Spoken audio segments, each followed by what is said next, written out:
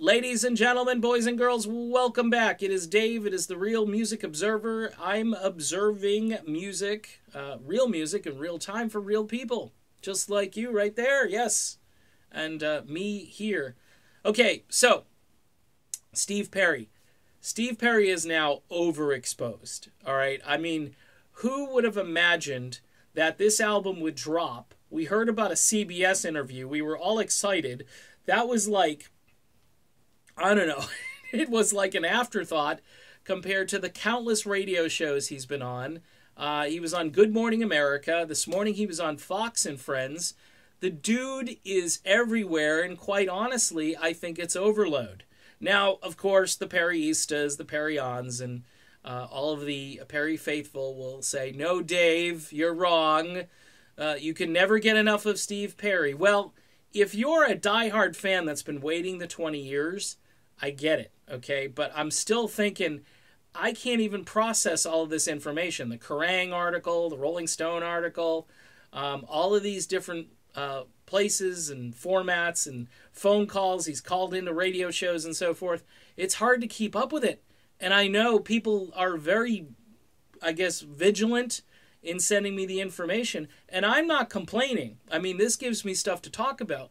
The problem is, I think, from a standpoint of public relations, you went from zero exposure to overexposure in a very short period of time. And back in the day, you know, Steve Perry was not the most user-friendly rock and roll star in the business from pretty much everybody. You know, I take Herbie Herbert at face value and some other folks who knew Steve, including Steve himself, who even said a few times that he was well, I can't say the word, but, you know, he basically admitted it, that he was one of those types of people. And, you know, citing the burnout and the frustrations of being on the road and just every 2 seconds you don't have any privacy. Well, he's gotten back into that fishbowl. You add all of this social media, you add me, YouTube, you add all of these different places where it's just Perry, Perry, Perry.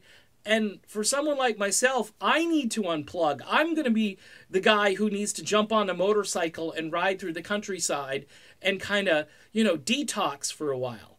I mean, as much as I love Steve Perry, I love talking about Steve Perry, it's like, holy crap, Batman, skip a day.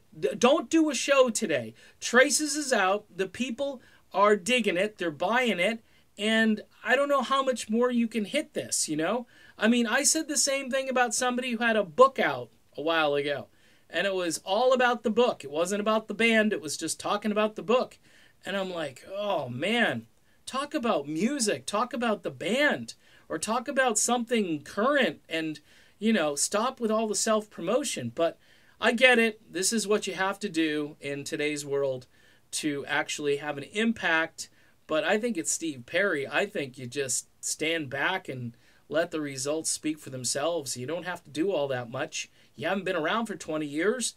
Just let the folks buy the album and then do a chat now and then. Before I just thought if you did a chat once in a while, the whole world would love you. Now it's like, holy crap. And look, you know, you got to strike while the iron's hot. I understand that. But the more I see Steve Perry, the more I want to search out some other stuff. You know what I mean? It's like people just keep hitting me with Perry. And I'm like, okay, I get it. Do you know what's going on with Fleetwood Mac right now? Some pretty big stuff. And there's some other issues out there that certainly need to be talked about. So anyway, I think Perry went for overexposure, and he's accomplished that. We'll see how long it lasts. I have a feeling he could pull the plug as quickly as he plugged it back in. We'll see. We'll see what happens. See you soon.